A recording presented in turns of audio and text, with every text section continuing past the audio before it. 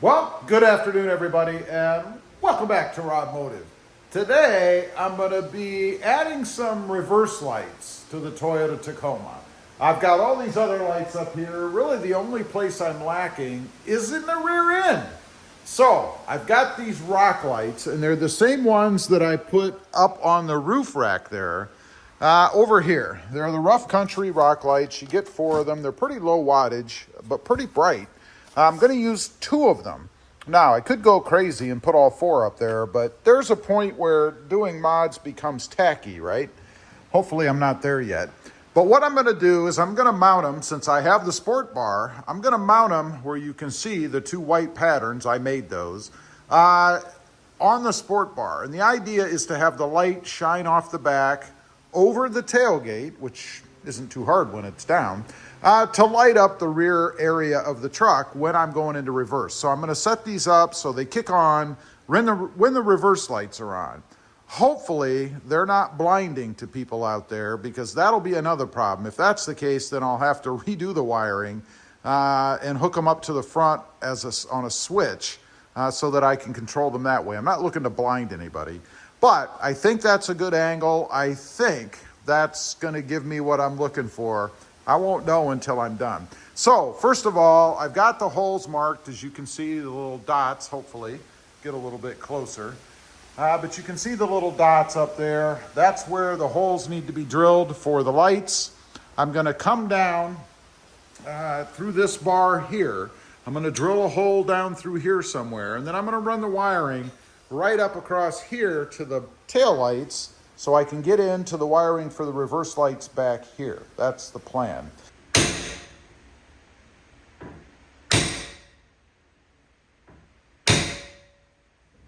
Just had one of those nightmare thoughts.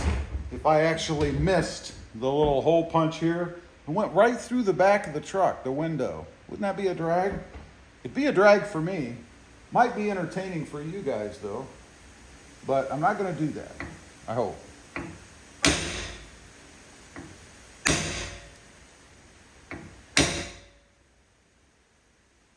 Okay, hopefully I have actual indentations. I did find that using a hole punch like that to tap or mark the holes, you get one shot. If you do it more than once, it moves around. Now you've got more than one hole and the drill bit wants to grab all over the place. So that's not a good idea. Yeah, those came out really well. All right, now that I've got the holes tapped, marked, all that good stuff, it's time to drill. Now, the problem with that tube is I can't get behind it to put a nut on the bolt. So I've got some self-drilling screws here, and the idea is to drill a small hole and hopefully have the right size. I'm using a 5/64 drill bit for this, so that's what I'm going to do. I can always go bigger, but I can't go smaller. So we're going to drill a hole and see if this actually threads in there.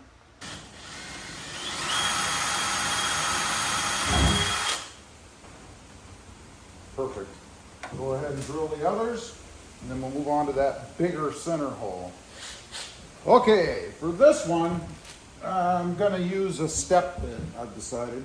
And the reason I'm doing that is because I have to be able to fit the wiring through that hole. This little part screws on to make it waterproof. But it has to fit through the hole, obviously. When I run wiring down through here, all the wiring will be inside. So it has to be as big as this.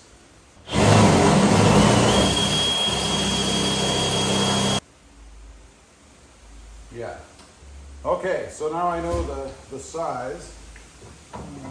Again, I love these step bits. I hadn't ever used one until recently. And man, I gotta say, they're awesome.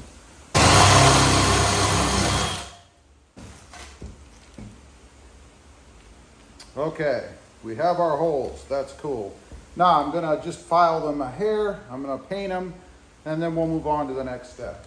All right, after several minutes, an hour maybe for me, I painted the holes, let them all dry, and now it's time to run the wire. And I'm hoping to get lucky, because what I'm gonna do is feed the end of this wire. And by the way, the harness that came with the kit has these really long double wires with the ends already on them to connect into the light, so it's perfect. I just need to get the wire from the bed through the bar and out of this hole so I can run it to the back and connect it up to the reverse lights. Took me about 10 minutes to run that side and about 30 seconds to run that side.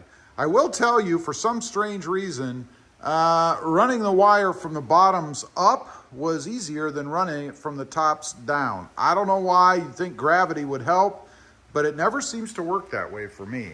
So let's take a look.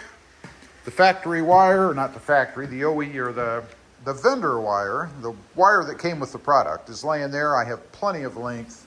What I've done, of course, I ran it down through, put a grommet in there to protect the wire. I will put grommets in here once I push the connectors back through because they don't fit with the grommet there, and they're going to be hidden inside anyway, so it works out perfectly. Now I'm going to grab the lights and I'm going to screw them in there, and then all that'll be left is to connect the wiring here to the reverse lights. And then we're going to find out if I have the angles right on these so that I'm not blinding people. We'll see. This may turn into a rewire where that wire then is run to the front, hooked into the Switch Pro. We'll see. You've got them on. Sometimes things just go your way. When you're doing mods, they fit perfectly. The self-tapping screws that I used worked perfectly. The holes lined up. They look even to me. We'll take a longer shot. I think actually that one could be pointed down a hair more than that one, but not bad enough that I'm concerned about it. All right, time for some wiring. You can see right up there, I've got it run out of the tubing, and then it goes behind the rail and actually goes in right here. There's some room, so right there's the wire, and then it goes underneath. I was able to tuck it underneath the metal part of the side rail here, and then it comes out right inside, right up there. So now, and I've cut it off, leap of faith, all we have to do is splice it right here into the reverse lights, and we have red for power and the black and white here for negative or ground. All right, got the taps done on the wires, and if you're wondering, on the reverse light, red is hot and black and white is not. So red is power and the black and white is ground. I've got them in here. I'm going to tape them up just a little bit more here, but I did test it. It does work. I'm going to do the other side and then I'll show you guys what it looks like. Okay, it's all wired up, all done. Everything is put back together the way it's supposed to be. You notice there's no wires dangling out over here or over there. Everything's hidden as well as it can be. This one is more obvious. I may take my block off and kind of put that behind a little bit better, but either way, it's black, it blends in. So now I'm going to start it up. We're going to activate the reverse lights. You guys can see what it looks like.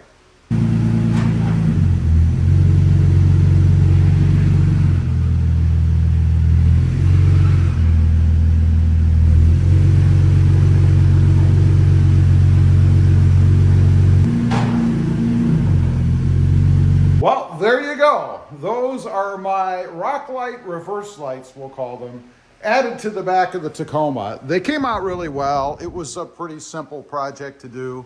A little time consuming, a little tedious because of drilling through the sport bar and all that. Obviously, if you don't have a sport bar, this is probably a mod that you'd have to do a different way. Maybe mount those lights back here in the bumper somewhere. I've seen people actually mount them in this area here, but it can be done other ways. Leave a comment. Let me know what you think. I'd be curious to know.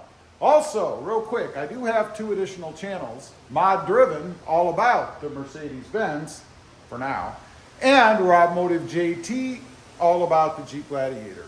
Check them out, and if you're interested, why not subscribe? And while you're at it, smash the subscribe button here too.